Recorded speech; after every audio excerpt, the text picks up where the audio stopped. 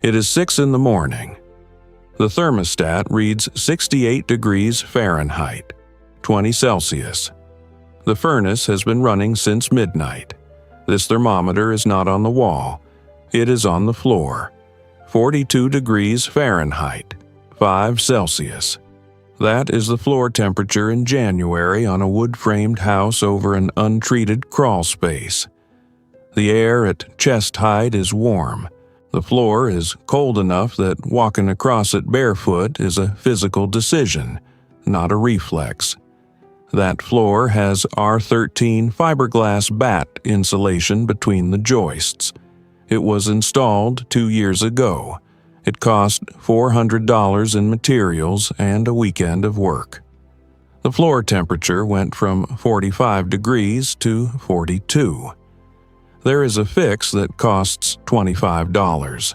It works on the mechanism the fiberglass missed, and by the end of this video, you will understand why the R value number on an insulation package tells you almost nothing about what happens between a cold crawl space and a warm room. This is part of a series on the physics of shelter. If you want the rest, subscribe now, because the next video covers what happens to the air in your bedroom between 11 p.m. and 5 a.m., and why the air that keeps you warm is the same air that may be damaging your wall. Now, the floor. Heat moves between surfaces in 3 ways: conduction, convection, and radiation.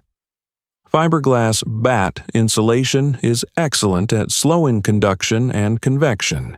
It traps air in its fibers and prevents heat from moving through direct contact. This is why it works well in walls and attics where conduction and convection dominate. But in a crawl space, a significant portion of the heat exchange between the subfloor and the cold ground below happens through radiation. The warm subfloor radiates heat downward as infrared energy. The cold ground below radiates cold upward. Fiberglass bat does not meaningfully interrupt infrared radiation. It has low reflectivity. The radiant exchange continues almost unchanged even after the bat is installed. This is why the floor temperature dropped by 3 degrees, not 15. The bat addressed one mechanism. The dominant mechanism in the crawl space, radiant exchange, was not addressed at all. The fix addresses the mechanism the bat missed. Reflective insulation, sold as bubble wrap metallized on both sides or as foil-faced polyisocyanurate, is a radiant barrier. Its function is not to add R value in the traditional sense. Its function is to reflect infrared radiation. When installed under the subfloor, facing the crawl space air below, the metallized surface reflects back the radiant exchange between the cold ground and the warm floor above. Oak Ridge National Laboratory published field measurements of this installation in residential crawlspace applications. Their data showed floor surface temperature improvements between 12 and 20 degrees Fahrenheit, 6 to 11 Celsius, in one heating season, with no changes to the heating system and no structural modifications. $25 of reflective insulation from any hardware store. Approximately 40 square feet per roll, a staple gun, 1 afternoon.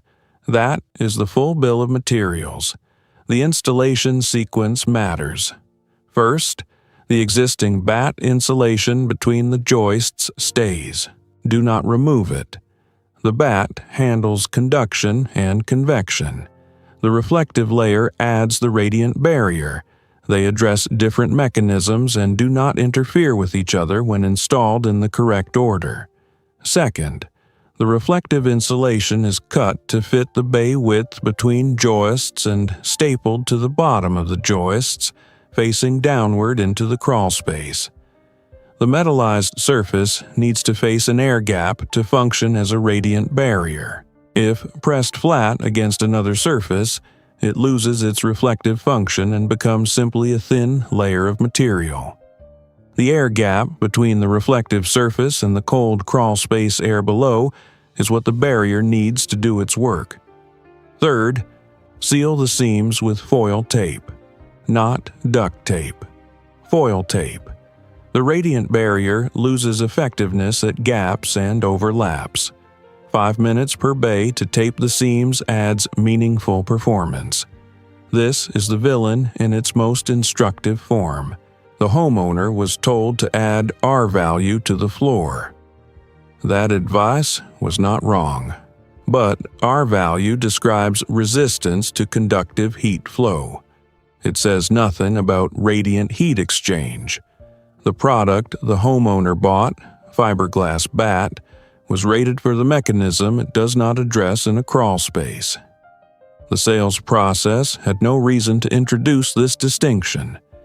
The $25 fix was available at the same hardware store.